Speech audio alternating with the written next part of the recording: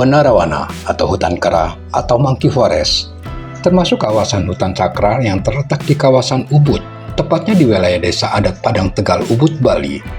Luasnya kurang lebih 10 hektar dan memiliki 115 jenis pohon yang sudah berumur ratusan tahun.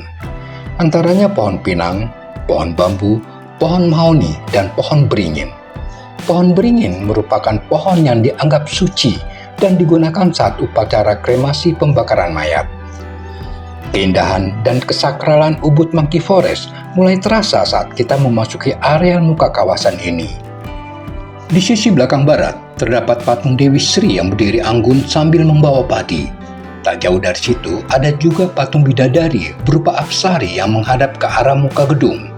Patung apsari ini disimbolkan dengan 3 patung dewi yang memberkahi kesuburan bumi dengan keberlimpahan air susu kehidupan dan panen pertanian.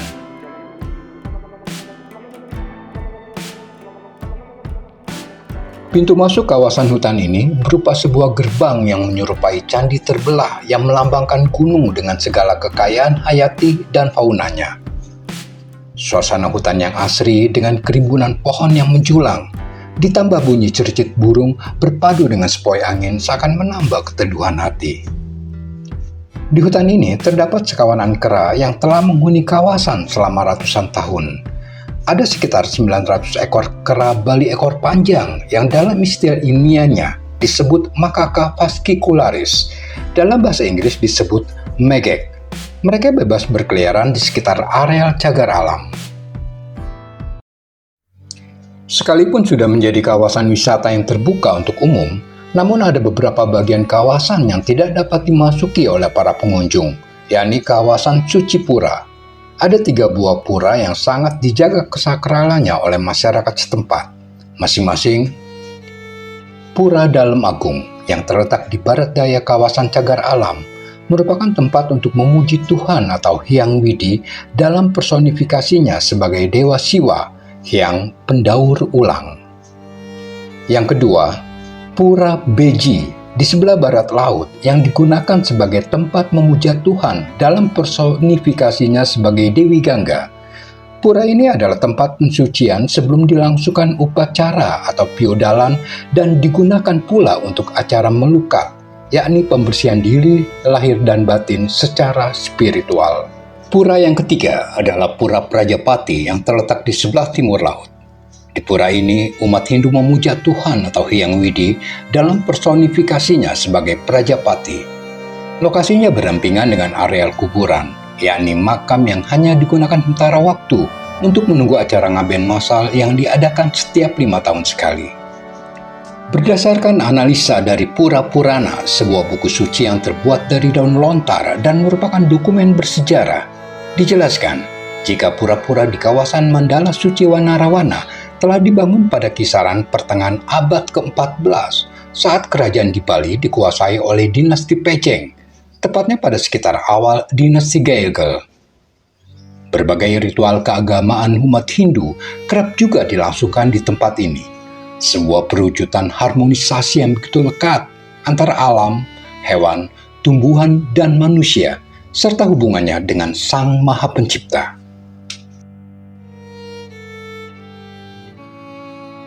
Nah, di Monkey Forest ini, mereka ini monyet-monyet yang long tail, bahasa Latinnya itu adalah Macaca fascicularis. Mereka punya grup di sini, ada 7 grup kira-kira. Nah, monyet-monyet yang jantan itu punya gigi yang cukup besar, gitu ya, dan mereka itu sering banget memamerkan giginya mereka, gitu. Beratnya si jantan-jantan ini sekitar 8-10 kilo. Nah, kalau yang betina itu sekitar 6-8 kiloan. Nah, kalau yang jantan, dia punya janggut di mukanya. Nah, kalau yang betina itu bulunya lebih panjang. Kira-kira seperti itu.